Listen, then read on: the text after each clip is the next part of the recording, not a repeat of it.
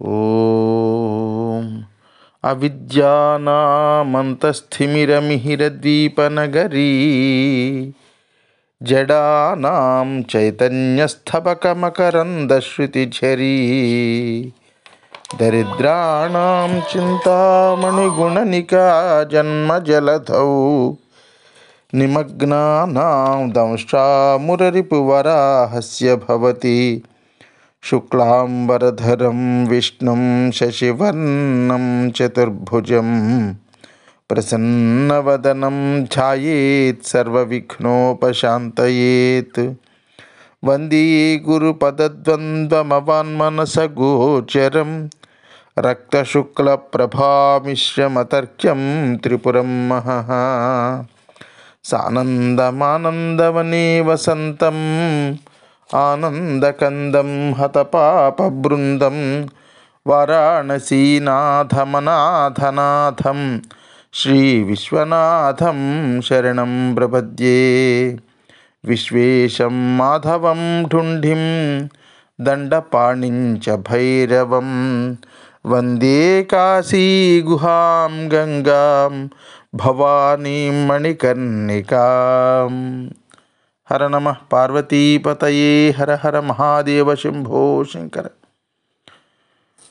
యజ్ఞదీక్షితులు సోమిదమ్మతో, రావే సోమిదమ్మ, మనం ఏ అంతస్తులో ఏమేమి దాచామో అవన్నీ ఉన్నాయో లేవో ఒక్కసారి చూద్దాం అని ఆ రోజుల్లో అంత ఇంట్లో మొదటి అంతస్తులో ముందుగా వెతికాడు. మొదటి అంతస్తులో బీరువాల్లో అన్ని బంగారపు నగలు పెట్టుకున్నట్ట. బీరువాల లాకర్లు అన్నీ తీసి చూస్తే భార్య మెడలో ఉండవలసినటువంటి గొలుసులు, నక్లెస్లు, కాసుల పేర్లు మాయం. అయ్యో, గొలుసులేవి, కుండలాలేవి, వడ్డాణాలేవి, భుజకీర్తులేవి, ఉంగరాలేవి, నా బంగారమేది, ఒక్క నగలేదే, బీరువాలన్నీ ఖాళీ అయిపోయాయే అని గుండెలు బాదుకొని రెండో అంతస్తులోకి వెళ్ళాడు. ఈ రెండో అంతస్తులో ఈయన కట్టుకునేటటువంటి పట్టు వస్త్రాలు, తన భార్య కట్టుకునేటటువంటి పట్టు చీరలు, అన్ని వస్త్రాలు ఉండేవి. కుప్పలు కుప్పలుగా ఉండేవి వస్త్రాలు. ఏ బట్టల దుకాణంలోనూ లేనటువంటి ఖరీదైనటువంటి బట్టలు అక్కడ ఉండాలి. అందులో ఎర్రంచు బట్టలు, అలా ఆకుపచ్చ అంచు బట్టలు, నల్లంచు బట్టలు, బంగారపు జరీ ఉండే. ఆ రోజుల్లో 10,000, 20,000 నాణెములు, బంగారు నాణెములు ఖరీదు చేసేటటువంటి బట్టలు ఉండేవి. అటువంటి బట్టలన్నీ పెట్టుకున్నాడు బీరువాల్లో. బీరువాలన్నీ తెరిచి చూస్తే కనీసం కౌపీనం అంటే గోచి గుడ్డ కూడా లేదు.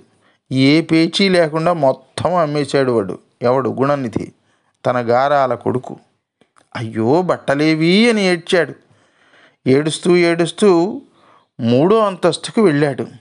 ఆ అంతస్తులో అన్నీ కూడా బంగారపు దీపపు కుందులు, వెండి దీపపు కుందులు, వెండి కంచాలు, బంగారం కంచాలు, ఇవన్నీ ఉండాలి.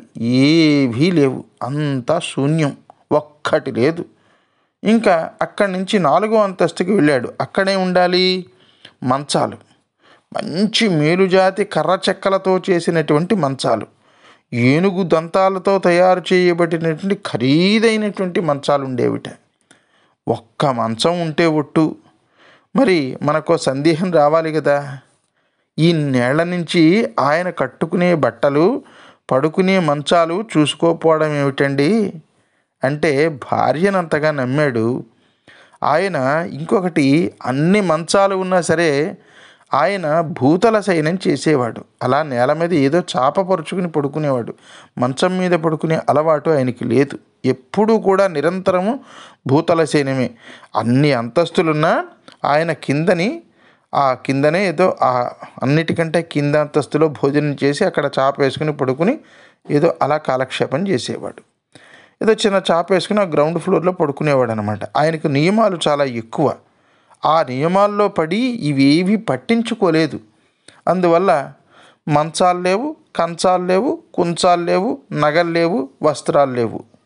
ఇంకా ఆ మీదనున్నటువంటి అంతస్తుకు వెళ్ళాడు. అక్కడ బంగారు ఉయ్యాల, వెండి ఉయ్యాల, ఇత్తడి ఉయ్యాల ఇవన్నీ ఉండాలి.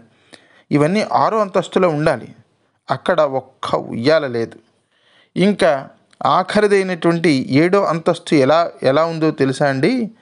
ఆ అంతస్తులో రకరకాల దేశముల నుంచి తెచ్చినటువంటి నాణెములు, బంగారు నాణెములు, వెండి నాణెములు, ఆయా దేశాలకు సంబంధించినటువంటి నాణ్యాలు ఉంటాయి కదా, అన్ని దేశముల నాణెములు ఒకే రకంగా ఉండవు కదూ. దేశ విదేశముల నుంచి ఆ నాణెములు సముద్ర వర్తకులు బహుమానంగా ఇచ్చేవారట. తెచ్చి ఆ డబ్బంతా పోయింది. ఇంకా ఆయన గుండెలు బాదుకుని కొన్ని తరాలకు సరిపడా సంపాదన నేను సంపాదిస్తే మొత్తం సంపాదన అంతటినీ వీడు 12 ఏళ్లలో తగలబెట్టేశాడా? నేను కష్టపడి 25 ఏళ్ళు కూడబెట్టినటువంటి సొమ్ము వీడు 12 ఏళ్లలో తగలేశాడు. సంపాదించడం ఎంత కష్టమో తగలబెట్టడం ఎంత తేలికో. చాలునింక నా పాలికి చచ్చినాడు, కొడుకు గుణనిధి అనువాడు కుల విషంబు, తిలలు దర్భయువుదకంబు తెత్తుగాక, ఏ నివాపాంజలలు వానికి తినిపుడు. నా కొడుకు గుణనిధి అనేటటువంటి వాడు నా కులానికి విషం. కొడుకు గుణనిధిని వాడు కుల విషంబు. వాడు నా దృష్టిలో బ్రతికినా చచ్చిన వాడితో సమానం. చాలు నింక నా పాలికి చచ్చినాడు. ఇప్పుడే వాడికి తిలలు దర్భయు ఉదకంబు తెత్తుగాక. ఇప్పుడే వాడికి తిలోదకాలు ఇచ్చేస్తాను. తిలోదకాలు ఎవరికి ఇస్తారు? చనిపోయిన వాడికి ఇస్తారు. తిలం అంటే నువ్వులు, ఉదకం అంటే నీళ్లు. నువ్వులు నీళ్లు అలా ఎవరికి ధారపోస్తారు? చచ్చిపోయిన వాడికి ధారపోస్తారు. అందుకని నేను తిలోదకాలు చనిపోయిన వాడికి ఇస్తారు కాబట్టి నేను ఇప్పుడే వాడికి తిలోదకాలు ఇచ్చేస్తున్నాను. నా కొడుకు ఇంకా చచ్చిపోయాడు అని ఆయన మనస్సులో సంకల్పం చెప్పుకుని భార్య జుట్టు పట్టుకుని బరబరా బరబరా వీధిలోకి ఈడ్చి గెంటి, సోమిదమ్మ నీకు విడాకులు ఇచ్చేస్తున్నాను, నిన్ను నేను ఇంకా విడిచిపెట్టేస్తున్నాను అని అన్నాడు. బయటికి పో అన్నాడు.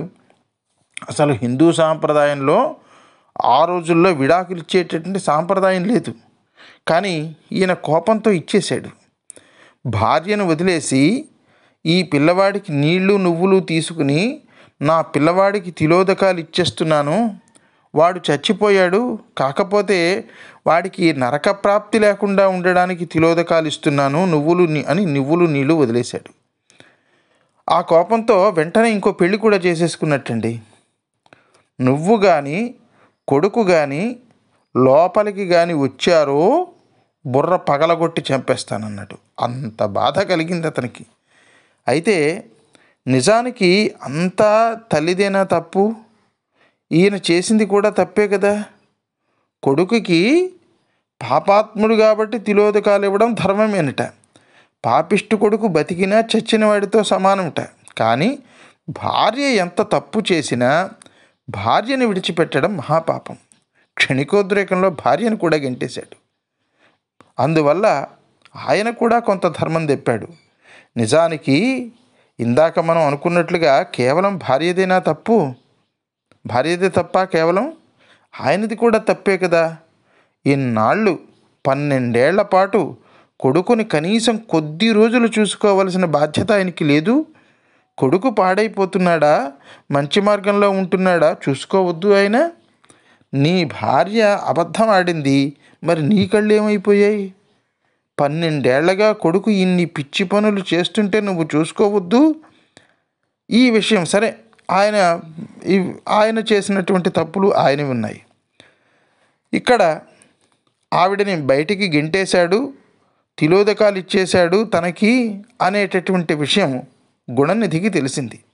కొంతమంది వెళ్ళి వాడి స్నేహితులు, మీ నాన్నగారు మీ అమ్మని గెంటేశాడురా, మెడపెట్టి బయటికి గెంటేశాడు, జుట్టు పట్టుకుని బరబరా ఇంట్లోంచి బయటికి లాక్కొచ్చి బయటికి గెంటేశాడు, దాంతోపాటుగా నువ్వు బతికుండగా నీకు పిండ ప్రదానం చేసేశాడు, తిలోదకాలు ఇచ్చేశాడు, నువ్వు ఇంటికి వెళితే చస్తావు అనగానే వీడన్నాడు, మా నాన్న సంగతి నాకు తెలుసు, నేను కానీ ఇంటికి వెళితే కర్రతో నా బుర్ర మీద ఒక్కటి కొడతాడు, వెంటనే నాకు ఎర్రటి నెత్తురు వస్తుంది, చచ్చి కింద పడతాను.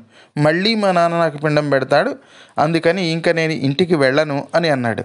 తర్వాత జరిగినటువంటి కథావృత్తాంతం మనం రేపటి భాగంలో శ్రద్ధగా వినే ప్రయత్నం చేద్దాం భక్త మహాశైలారా.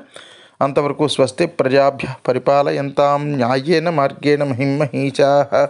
గోబ్రాహ్మణేభ్య శుభమస్తు నిత్యం. లోకా సమస్తా సుఖినో భవంతు. సర్వే జనా సుఖినో భవంతు. హర నమః పార్వతీపతయే. హర హర మహాదేవ శంభో శంకర.